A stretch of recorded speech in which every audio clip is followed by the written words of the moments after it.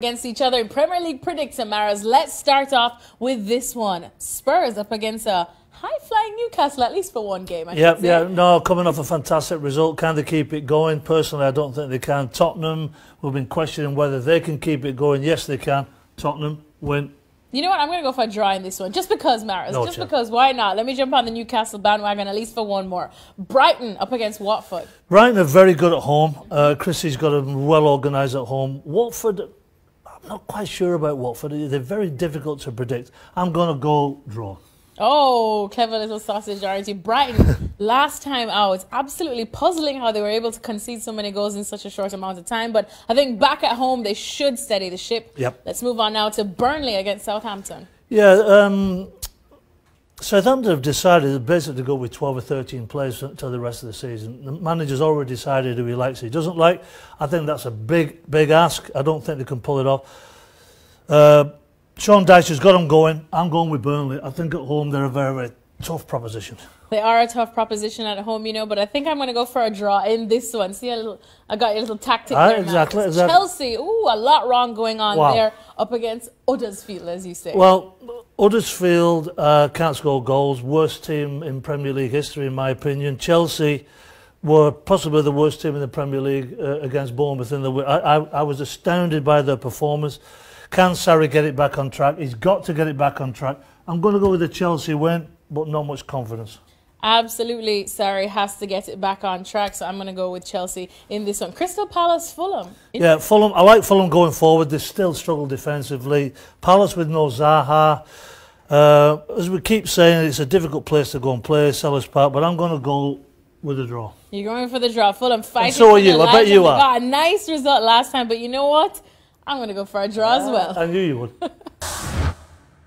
Moving on now, let's fly through some of these Maras before we get to the juicy one. Everton, Wolves. Everton, unpredictable. Wolves, I like what he's doing. They're flying high in the league.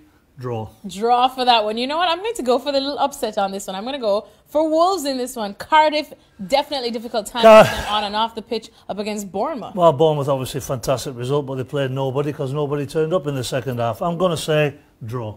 Draw for that one as well. I still think Cardiff might not be quite in the mood. They will be back at home though, and I'm sure their fans will rally behind them. But Bournemouth, momentum on their side. Leicester, Man United, let me just make my pick. Yeah, well, Leicester obviously bunkered in against Liverpool. They had to. Liverpool didn't have one of their best days. I just feel that this could be a banana skin for Manchester United, but I just think they've got enough going forward. I'm going with United.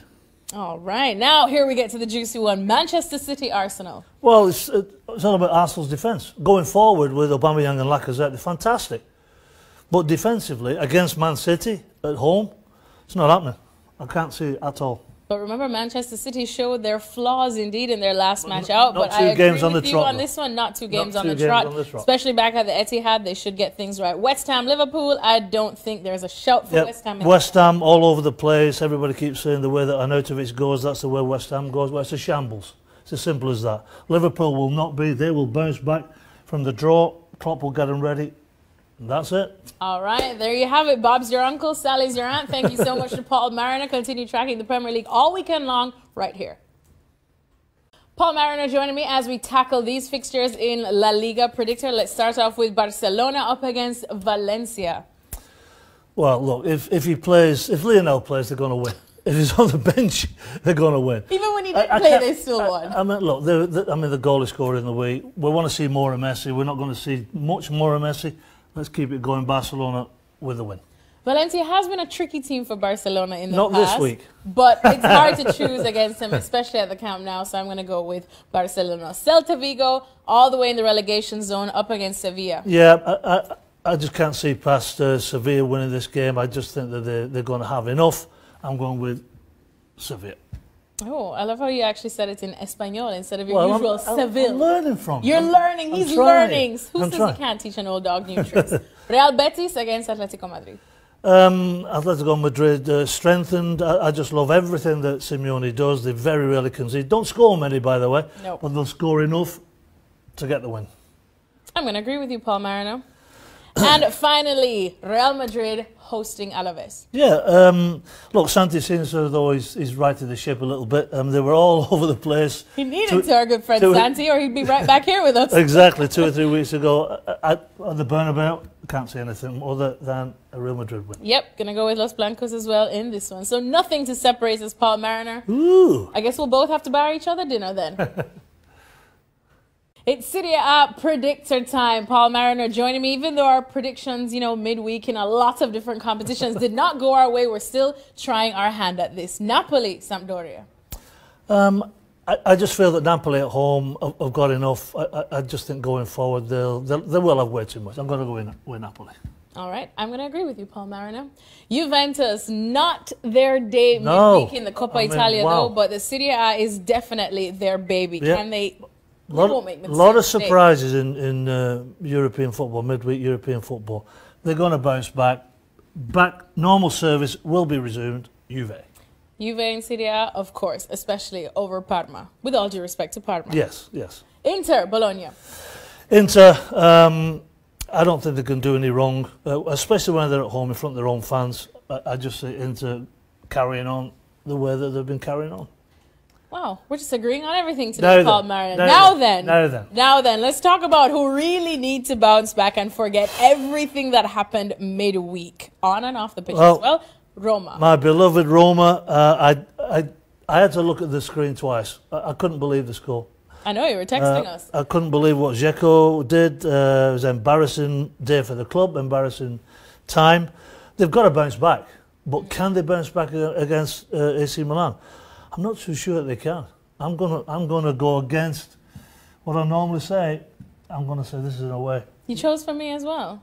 Oh, sorry. But luckily I was going to choose AC Milan too. Actually, I was probably going to go for a draw on that one. But you know what? Paul Mariner chose for me, and he is the top analyst, so I'm going to go with what he says. Frosinone, they are languishing way down low up against Lazio. Struggling, yeah. I mean, you've just said it. Like Frosinone, even though they're at home, I don't think they can get anything from this. Normally I do throw a couple of draws in. Not this week. I feel like I need to stick my neck out and throw a draw in there somewhere. Frosinone is battling for their lives. We love a relegation scrap, so I'll do it. Just because we need something to separate this, Paul Mariner. I'm going to go for the draw. Ooh, sorry, Lazio. Thanks so much to Paul Mariner. Continue tracking the Serie A, you know where, here at ESPN FC, of course. Pretty much a full team from Juventus. How worried are the folks in Turin right now about what they saw against Atalanta and moving forward, what Atletico Madrid or better teams could pose? Well, I think they have to be worried. I mean, the Coppa Italia was obviously the least important of the three seasonal objectives, and it is telling that this year none of the top four are in the Coppa Italia, with Inter going out tonight. But equally, I think they're very concerned. Obviously, Bonucci's out, Chiellini now likely to be out a couple weeks as well. They really miss Miralem Pjanic when he's not there, when he has to rush back from injury. They miss Mario Mandzukic at the weekend. They simply haven't been playing particularly well of late. And Atletico Madrid, not really the team you want to be playing when you're not on top of your game, because you know that you kind of have to go and take the game to them because they won't be taking the game to you. So I think it has to be a concern. And for Allegri right now, when it rains, it pours. That said, they figure that they have enough individuals that they're never going to be out of a game. What type of impact do you suppose he'll have with Arsenal? Well, I must admit, I think a lot of this will depend on what's around him rather than on Denis himself. I think Denis Suarez, when you watch him play, he's a guy who will occasionally create something very, very nice out of not very much. But he's fundamentally a player who fits well in a functioning team, who moves the ball well, who's positionally, tactically very bright. His passing is good. He will occasionally, as I say, provide assists, occasionally score goals, but not a huge amount of them.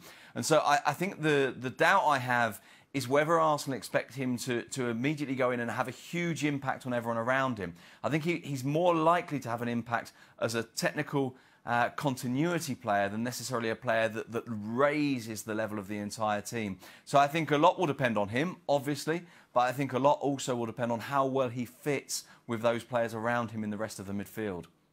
I am. Which one are you more mad about? The decisions. Yeah.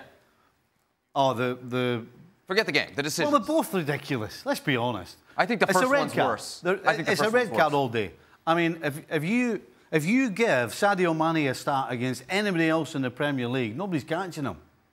So how you can say that he's not going to go through and have a goal-scoring opportunity against the goalkeeper, I have absolutely no idea where you're coming from. Did anybody say that we know? Well, Peter Walton. Have you not worked that one out yet? Yeah. Number of times Peter's come up.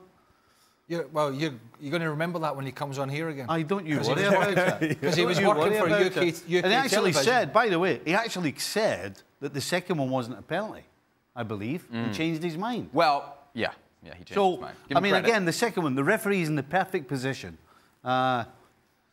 He gets pushed in the back. Keita gets pushed in the back. He gets his foot stepped on, too. So take your pick. Foot, I know. Take your pick. And you've also got a linesman, by the way, who's right in line with what's happening. So if the referee wants to try and turn around and say that he couldn't see that, then you've got an official who's there to help him, who actually helped him later on in the game with a handball in exactly the same position. Don't even talk to him about Jordan Henderson at right back. He was awful. But here's the thing. I don't know. I'm angry at the decisions. I'm happy that Liverpool gains another point and actually gets a bigger lead. Right. But I'm also a little worried because this is the second home game in a trot where Liverpool have struggled. And it might seem a strange thing to say. They beat Crystal Palace and they scored 4. The truth is, they lost 3. Horrible defending. They scored 4 goals, but 3 of those were just complete and utter luck.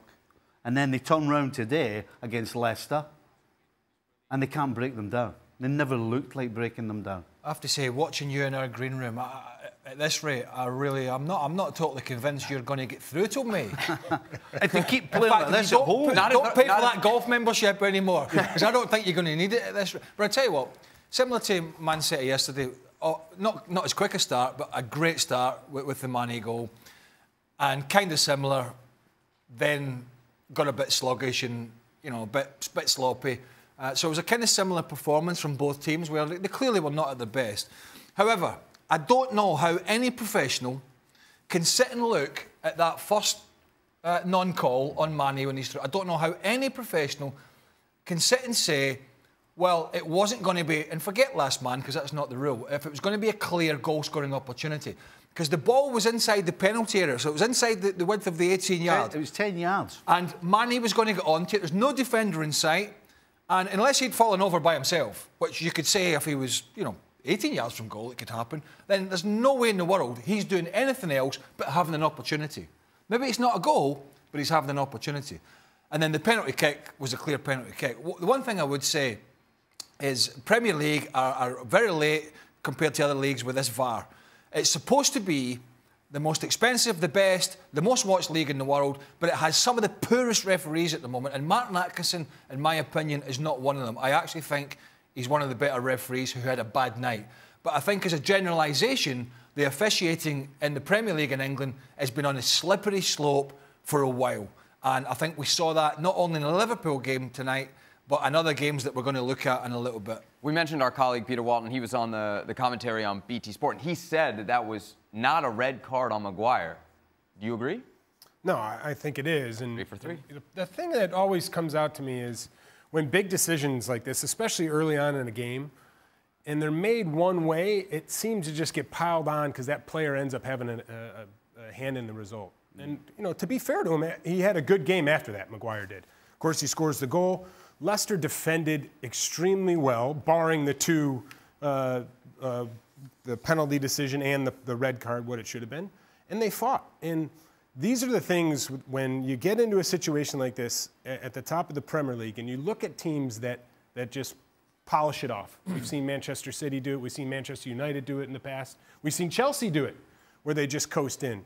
And with the ability that Manchester City has, and of course they dropped points yesterday where you think, oh my gosh, Liverpool's going to grasp it and they're just going to run with it now. Sometimes if you don't take your luck and if you get some calls against you, they tend to just creep back in. Other teams then use that opening to get themselves back in it too. No matter what happened yesterday with City, it's still a blown opportunity, massive for Liverpool, right? Stevie, you'd agree? Yeah, absolutely. Yeah. The other thing that I think was a little scary was the crowd didn't take an awful lot of encouragement to get very, very, very irritable. Well, funny enough, neither did you. Well, do you think they sensed? Do you think they sensed what it was? It out. Well, Well, yes. I don't think there's any way that anybody could suggest that the crowd didn't get a little antsy. And that definitely transfers onto the field of play. You know, Liverpool, you try to break a team down. You don't have a lot of space. You do need to take some chances and try and play some passes. They didn't. They went very safe. Everything was sideways. Everything was sideways. Nobody was looking forward. They just got a little safe. And you can't do that. Something you picked up on early, you mentioned, you said to me straight away, Salah. Aye, he was awful today. Awful. I mean, honestly, he should have been the one that should have been substituted. And then when you bring Sturridge on, bring Sturridge on and you see him out more on the right side than you do see him through the middle. It didn't seem to click today. No. Yeah, but I mean, you know, look. But did anybody say it was going to be a smooth ride to the end? I mean, it just was never going to be. I mean, nobody foresaw last night happening at St James's Park, Newcastle. But maybe City are feeling the pressure as well. And I know it's not ideal for either side. Of course it's not. But, you know, it's a point at home. It's 5 points in the league. You saw that there. And you brush yourself down. You go away. You hope you don't pick up any more injuries because you need to get your proper right back in. You need to get a bit of momentum going again. You've got the Champions League coming up, so it's a take stock for Liverpool.